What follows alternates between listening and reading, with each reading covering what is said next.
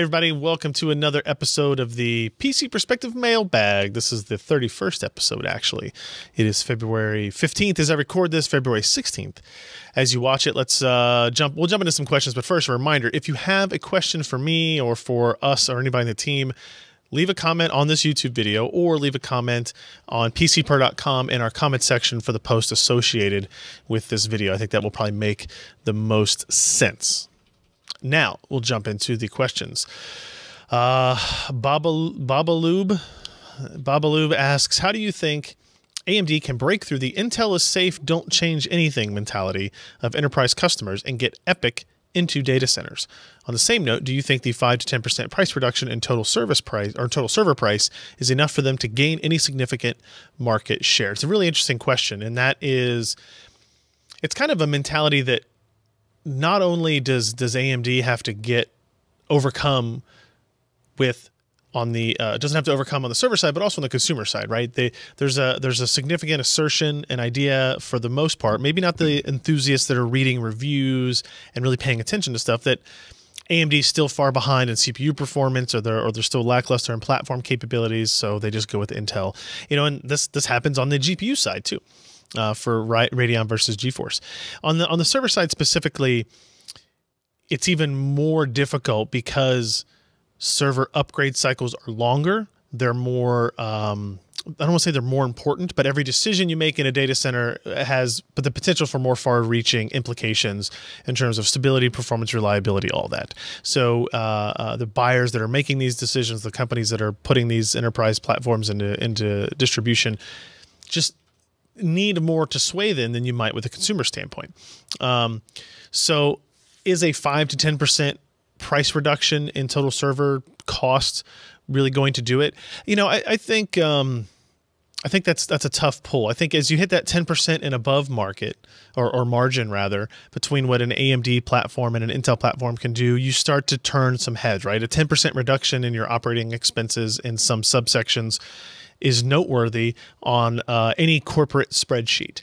And I think AMD goes beyond that in some cases, especially, you know, they're leaning heavily into the single socket design stuff. So that's something that Intel has not really backed away from, but has de-emphasized the idea of single socket. Intel wants to sell more processors, so more sockets, all the better.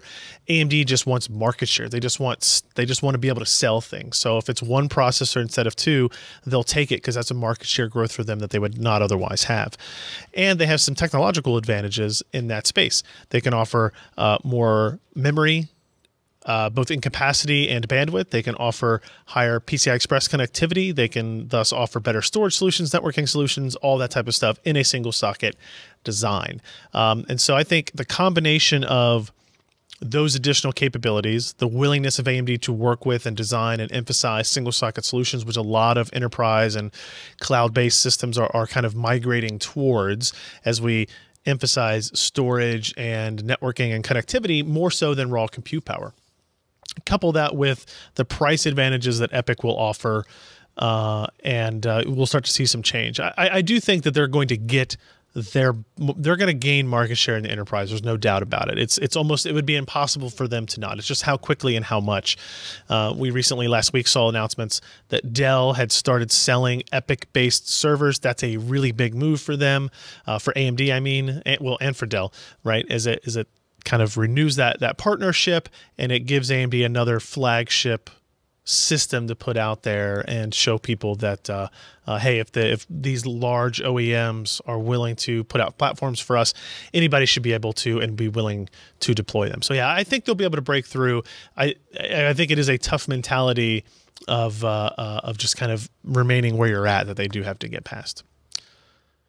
Brissa117 wants to know, what is preventing Intel from pulling its x86 license from AMD when it expires? I understand in the past there definitely would have been a government intervention for any number of anti-competitive or monopolistic reasons, but with the rise of ARM and other architectures, I think Intel now has more competition than just AMD.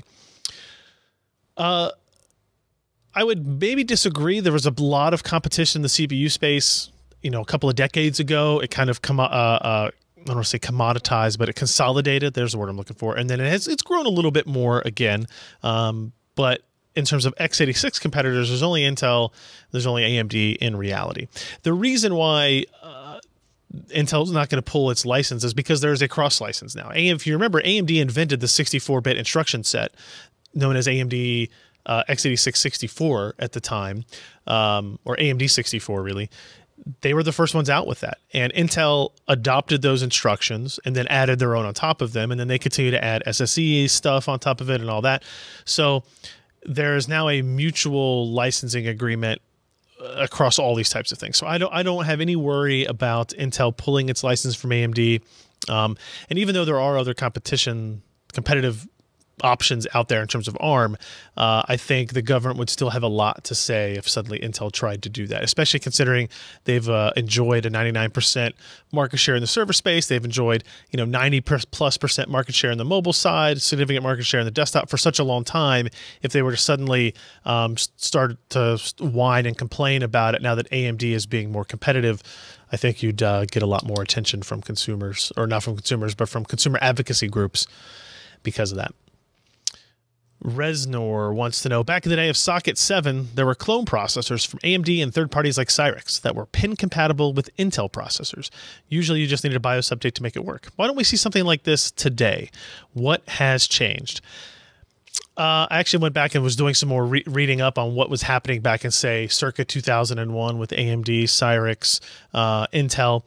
And actually the idea of having socket compatible processors went away, back as early as the Super 7 socket, right? So Socket 7 was what Intel created. Super 7 was a socket that Cyrix created, and AMD and Cyrix both built parts for it as kind of an extension of what Super 7 could do. And then once you go past that, AMD, they built slot A for the original Athlon, while Intel had slot 1. These were not pin-compatible parts. Cyrix started to fall by the wayside at this point. It couldn't keep up from a performance standpoint. It basically came down to, I think, from AMD's point of view, they wanted to have additional features, or maybe not additional, but different features and capabilities. And the legal dispute of, hey, you can have our license to x86, but you've got to stop kind of just flat out taking our platform design capabilities, I think was also part of it as well. It would still be physically possible for this to happen, but there's so many intricacies that exist today between the processor, the platform, the power management, that it would really be a significant undertaking if that were to be something that AMD wanted to do. And it would also probably get rid of some of the differentiation capabilities that either party has as well. So no, I don't think anything like that's going to happen again. And in terms of what changed, I'd say it's a little bit of a, hey, cross licensing, let's all agree to this, but you have to agree to leave us alone on these areas, because Intel was never happy, obviously, about having pin compatible competition. And then also a little bit more of, as the parts became more complex, as these processors became more complex, so did the platform requirements, and thus the ability to just easily swap stuff back and forth kind of went away. Don't Panic asks, do the new Zen plus Vega APUs support heterogeneous system architecture introduced with Kaveri? If so, is it theoretically possible to mitigate GPU bandwidth limitations with this technology, assuming an application is HSA optimized? Is it possible to improve performance in games? This question makes me a little bit sad, because we don't hear about HSA, heterogeneous systems architecture, almost at all anymore. And if anything, we are further down the line of integration of CPU and GPU into single chip, right? So the Ryzen APU is the latest example of that. It's on the same die. They share the same memory controller. In theory, this would be electrically possible for this to be a true heterogeneous system where all of the memory space is shared. The holdups to this are as much software as they are hardware, though. There are, especially if you start to look at kind of like how Spectre and Meltdown have changed the way we think about memory sharing, pooling, and security around it. I think introducing an entirely new processor and an entirely new subset of applications that now theoretically have access to the same memory space, you might have more questions about it. It's not possible. So your question is it theoretically possible to mitigate GPU bandwidth limitations with this technology? The GPU bandwidth limitation still exists because DDR4 is there. Whether or not the CPU and GPU can share the memory space isn't really affected by the memory interface that we have. That is the DDR4, connectivity and memory controller to a dual channel output of DIMMs on a motherboard is still the bottleneck. It's not the ability for the CPU and GPU to share, right? There are systems in place for, I think, L3 to be shared in this way, in case some content needs to go from CPU to GPU. But keep in mind that even if you have a discrete layout to your system, like a dedicated processor, dedicated GPU, separate through, connected through PCI Express, when the processor is working on something, unless it is very small and it fits inside its local caches, that is always stored in system memory. And so if the graphics system would need to access that data, it would access it through system memory and then through PCIe. So the same thing is still occurring inside these new APUs. If a CPU is working on something, that memory exists in standard system memory, DDR4 memory, and if the GPU accesses it, then it accesses it through the DDR4 memory. So nothing really shifts in that way. I don't know what the next step is, though, in the heterogeneous systems architecture, movement, right? AMD used to tout this all the time. That organization still exists. AMD is still a member of it. ARM is still a member of it. I don't know if Intel ever is or ever was. Qualcomm is still a member of it. There's still a lot of discussions that go on here. And it's interesting when you talk to somebody like Qualcomm, they're actually more interested in that heterogeneous discussion now, because not only do they have a CPU on their chip and a GPU on their chip, they have image processors, digital DSPs. They have various different processors, and they're trying to promote that their platform is better for certain types of applications like machine learning or image processing, because of all these systems and the infrastructure they have built to make them kind of appear as one heterogeneous system if you're using the right software and APIs. But from AMD, we have not seen that in a long time. There's nothing in HSA today or in the near-term future that's going to improve performance in games like you're describing. Here's a question from Karehakt, Karehakt. These are from Twitter. So now we're getting into Twitter usernames. Do you think NVIDIA and AMD ultimately care that gamers can't buy GPUs right now, given the money that these companies are making from miners? What effect might this have on these companies' carefully crafted gaming ecosystems? Do you see this making gamers shift from PC to consoles? That's actually a really good question, and you kind of answer it. Right? So you ask, do they really care, even though they're making money off of it? And the answer is yes, they do care, because they have a carefully crafted gaming ecosystem that they have built over the years, both NVIDIA and AMD. NVIDIA's is one of kind of market share leadership and maintaining their brand leadership position and all that. AMD's is about trying to grow that space. And you're not really able to grow your gaming ecosystem, your gaming market share, if you can't accurately track how many GPUs are being sold to gamers versus those are being sold to miners. And also, if the gamers can't get a hold of your cards, they're going to be buying your competitors. Now, the benefit to AMD or both parties in this standpoint, I guess, would be that no one is apparently losing market share to one or the other because of mining, because everybody is buying all GPUs for mining purposes. What can happen is what negative effect this could have on the PC gaming market is, one, as you say at the end, maybe some subset of PC gamers get frustrated about having to pay $900 for a 1080 graphics card, and they say, screw it, I'm going to buy an Xbox One X. Almost all the games I want to play are on there, and it's easier to hook up to my TV, and I have a controller, and now they're in that ecosystem. Maybe they see the benefits of console gaming, that you don't have to worry about setting things up, you don't have to worry about updating drivers, etc. Right? And now they've moved over. That's a negative if you're a PC ecosystem player. The other thing that could happen is you're NVIDIA, you're releasing a new wave of parts probably in April, according to all these rumors. Maybe, say, middle of March, all of a sudden the mining market crashes for whatever reason. The value of these cryptocurrencies goes way down. The difficulty spikes for some unknown reason, or some massive influx of users. And so now all of a sudden nobody wants to buy cards for mining, and people that own them want to sell them. And April 15th comes around, and rather than being able to buy your GTX 1080, or I'm sorry, GTX 2080 or whatever it will be called, not only do you have that as your option, but now you've got all these 1080s, 1080 Ti's, 1070s available, Vega 64s all coming back into the market as used products for really low prices. And that maybe affects your ability to sell, if you're NVIDIA or AMD, the next generation of product, depending on how all this timing works out. And then because now maybe the number of PC gamers has declined because of this issue, right? You've got less people to buy these parts. But that all depends on the mining market kind of collapsing or shrinking in some drastic degree. I don't think it's never going to go away completely. I think AMD and NVIDIA both agree on this point that the blockchain processing is going to be a part of their revenue stream for the foreseeable future. It's just a matter of how much speculation there is and how many people are buying 50 graphics cards at a time in order to try to get rich quick. So we'll see. Mickeypedia, I think that's how that's pronounced. Since high-end Intel processors now seem to run hotter than those from AMD, do you think that this will make Intel finally revert back to soldered heat spreaders for their enthusiast desktop parts? I don't know the answer to this. Interestingly, the Ryzen APUs were using a non-soldered interconnect between the die and the heat spreader.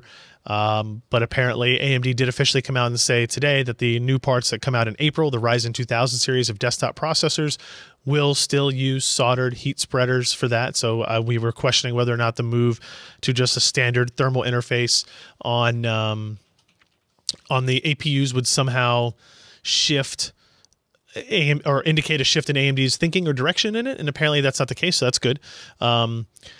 I don't know if anything will ever make Intel revert back, right? They still claim that the performance deltas there are minimal.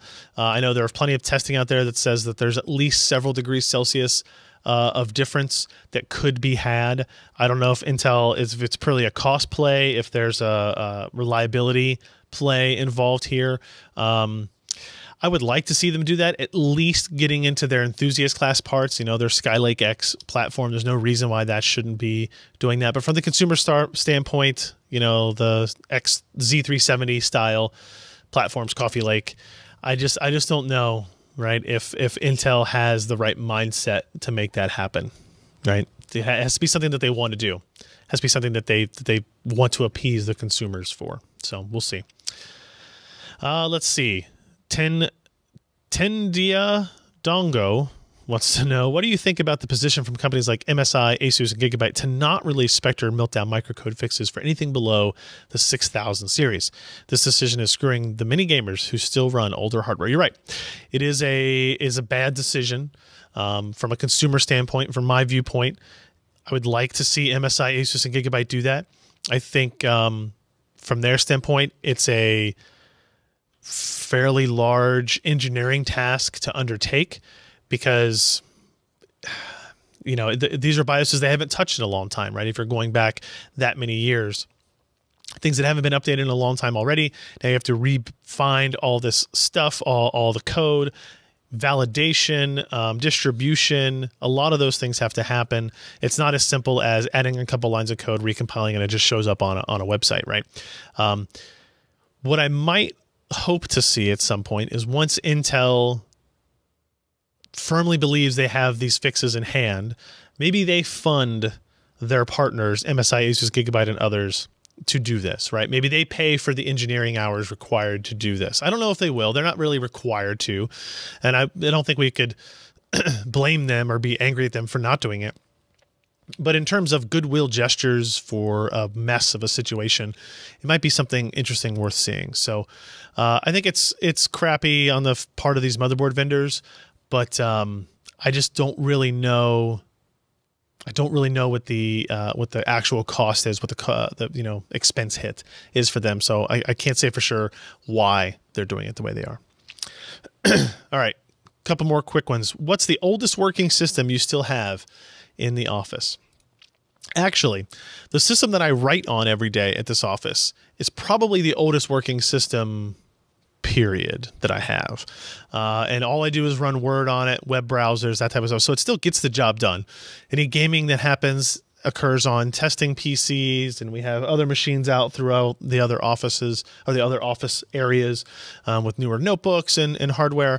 And this PC, I've been criticized by my own staff here in the office that this definitely needs to be the next project upgrade. This is running a Core i5 3350p, which is old, right? Based on it's a 3000 series part. 3350p means it didn't have integrated graphics. It ran a little bit higher clock speeds. This part came out in 2012.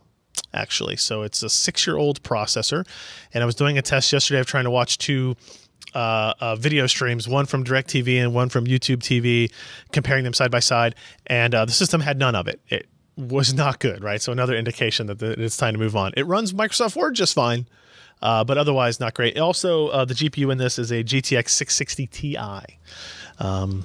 Has 2 DVI ports for my 2 monitors, so for my 2 25 by 16 displays, but it's not great. It's not great. I hate reformatting computers, guys. I just do. Next question, WingFan70. Oh, that was from White Zero. I don't think I said that before. Ooh, this one comes from WingFan70. With all these open world games, when will we start seeing games using more CPU power? I think we're starting to see some of that. You know, Ashes of Singularity is the poster child for more CPU utilization. It's a unique game engine. It's a unique game style. It does a good job of utilizing CPU performance. I think, you know, as we found more and more with our own benchmarking, games like GTA 5 are more CPU bound than we thought. I think indications are from some of the newer titles, maybe like Far Cry 5, you're starting to see more CPU utilization. From a game developer standpoint, you don't want to spend the time to develop features that require more CPU horsepower until you are very comfortable with the market saturation of these high core count, high thread count processors.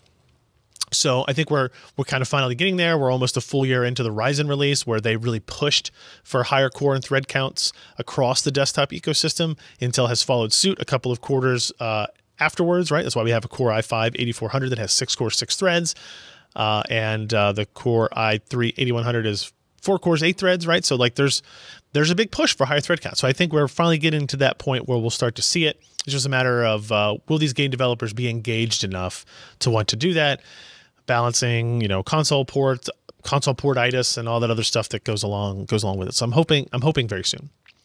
And our final question comes in from @HardOCP, who wants to know: do you wear pants while shooting the mailbag segment? World will never know. See you next week, guys.